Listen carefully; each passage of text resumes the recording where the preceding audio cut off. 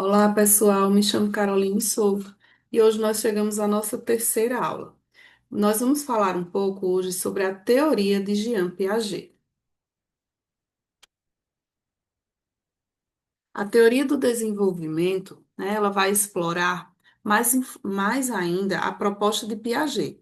E o seu foco principal está em como a criança constrói o conhecimento a partir da interação com o ambiente.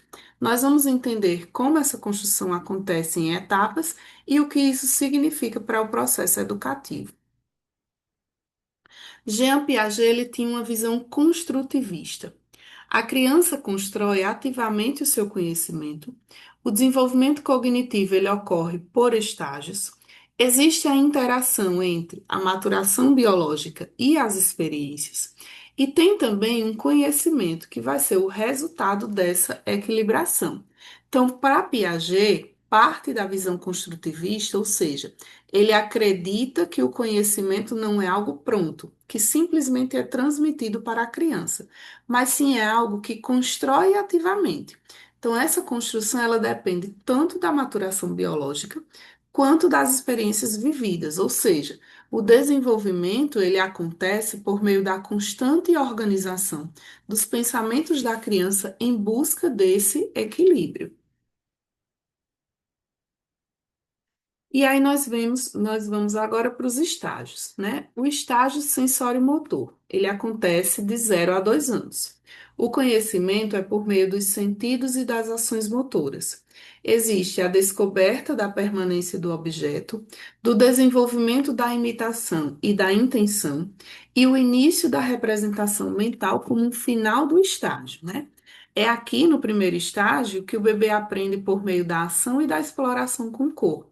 Ele ainda não tem representações mentais, então ele explora com o corpo, vai depender dos sentidos e dos movimentos que ele vai tanto visualizar quanto elaborar para conhecer o mundo.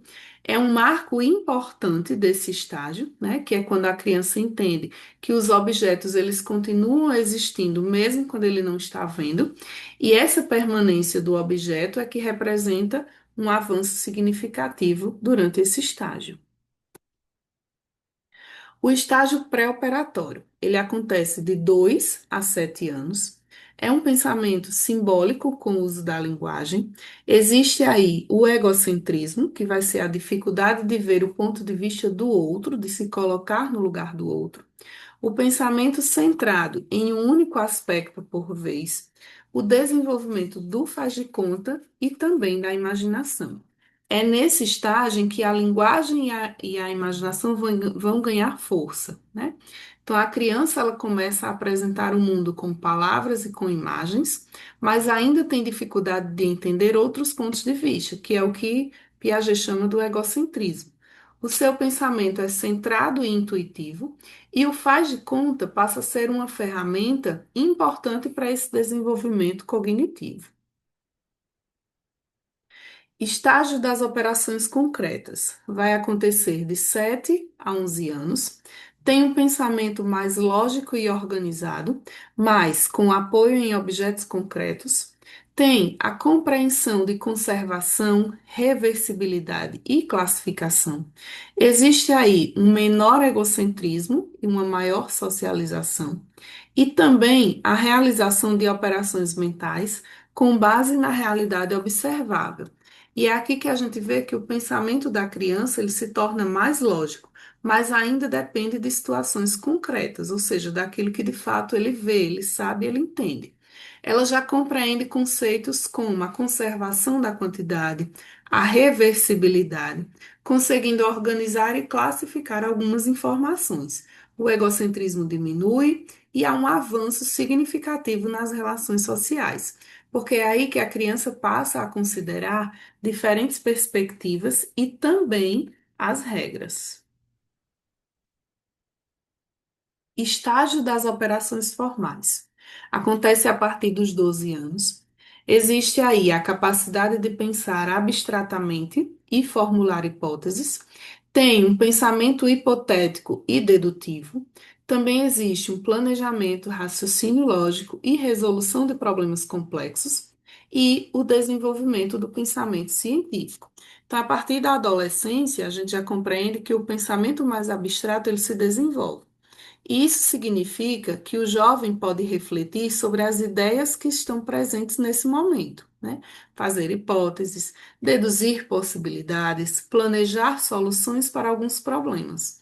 Então, é nesse estágio que o raciocínio científico ele se estrutura, permitindo debates mais complexos e construções de argumentos mais moldados.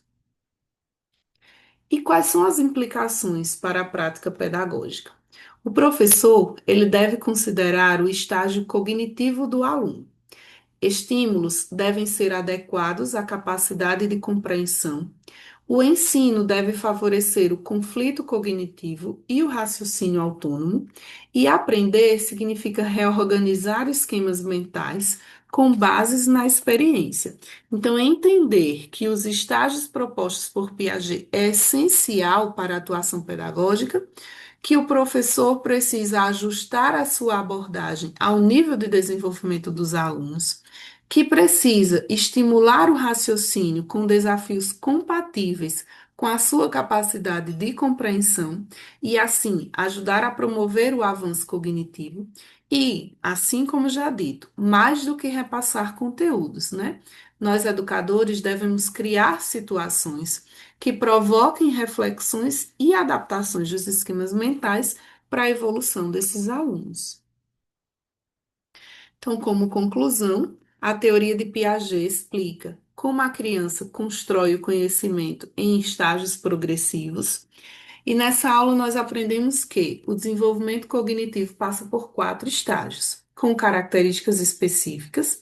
A maturação e a experiência atuam juntas nesse processo. A equilibração conduz o avanço cognitivo e o professor precisa ajustar as suas estratégias ao estágio dos seus alunos. É aí que a teoria de Piaget vai mostrar que a jornada por estágios apresenta características únicas, que o processo dinâmico é um resultado para o amadurecimento biológico, né, somado à experiência de cada aluno, e principalmente é por meio da busca do equilíbrio, que vai ser a equilibração, que a criança vai reorganizar os seus conhecimentos e evoluir cognitivamente. Isso vai exigir do professor uma atuação mais sensível, claro, ajustada ao momento e à individualidade de cada aluno.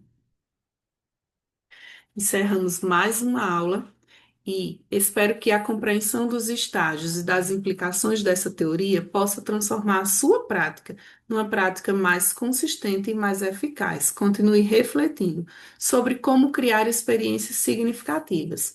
Um ótimo estudo a todos e até a próxima aula.